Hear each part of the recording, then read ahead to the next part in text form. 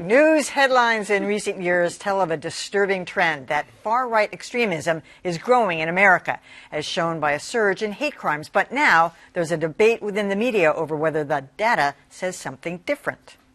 It's almost become a weekly story. This country has seen a rise in violence by white supremacists. Since the election, intimidation and harassment has grown dramatically nationwide. And what's behind the surge in hate-fueled violence is partly a political question. I hold the president responsible. But is far-right extremism really on the rise? Yes and no. The New York Times says high-profile killings by white extremists has increased. The Wall Street Journal says that's true, but the broader class of extremist crimes has not. This idea that we're witnessing a new moment in history where extremist crimes are all of a sudden a big problem that we're going to have to tackle is just not true. University of Maryland terrorism researcher Michael Jensen says extreme crime has always been there. What's changed is the media's focus. The Branch Davidian siege and Oklahoma City bombing created intense scrutiny of so-called patriot militia groups in the 1990s. And 9/11 dramatically shifted attention to Islamic extremism. And now we're talking about these things a lot more, but they've been a problem for a really long time.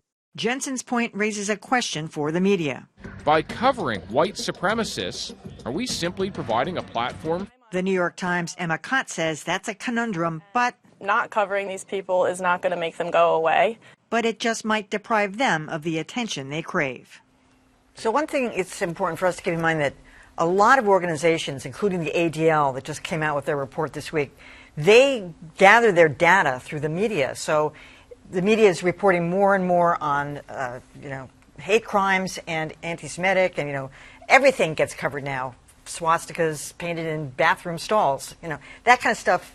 We always covered some of that, but it gets more and more. So they report that there's an uptick when there isn't necessarily, but that's kind of how they get their data. And that's why the New York Times and the Wall Street Journal had totally different kind of outcomes. They're actually also looking at two different data sets. I know, two different data sets. They're not looking at the same data set. New York Times is looking at, there's a difference between hate crimes that result in death, right-wing extremist crimes in general, and right-wing extremist activity.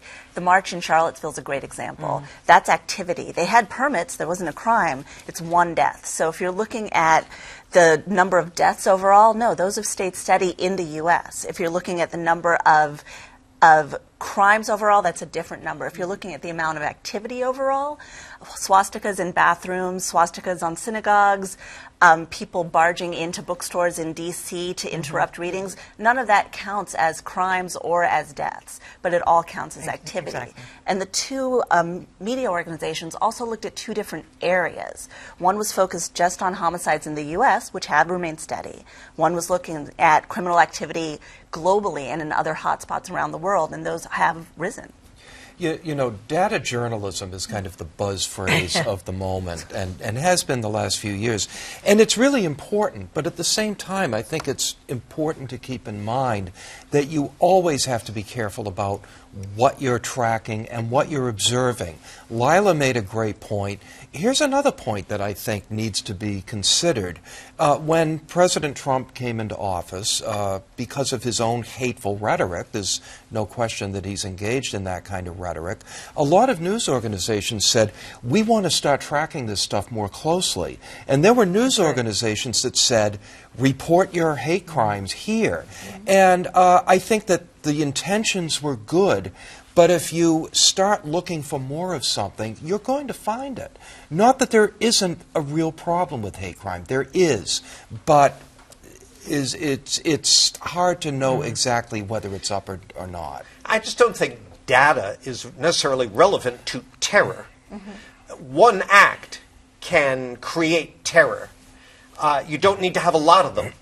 So that's one point. The other thing is, I think the broader media issue here that was raised in your package there at the end was how should the media handle incident? If you report on an incident, are you abetting the spread of the terror, the ripples of terror that emanate from it? And we've been hearing that debate and wrestling with it in legitimate newsrooms for many years concerning coverage of crime in certain urban neighborhoods. If every night there's yellow tape and police lights coming from, insert name of neighborhood here, that creates an image of that neighborhood that often can be very misleading and in some cases, racially divisive. So there's a number of things going on, and I think that the proper place to go for data about this is not only law enforcement, because as you very well put it, Lylah, there's a difference between increase in activities and then crimes, but also organizations like the Southern Poverty Law Center. They have been covering this. They have been tracking this. They started talking about the uptick before President Trump was in office, and they very specifically said it's white supremacy, white extremism, no question about it. So that, my friend, on his report is just wrong.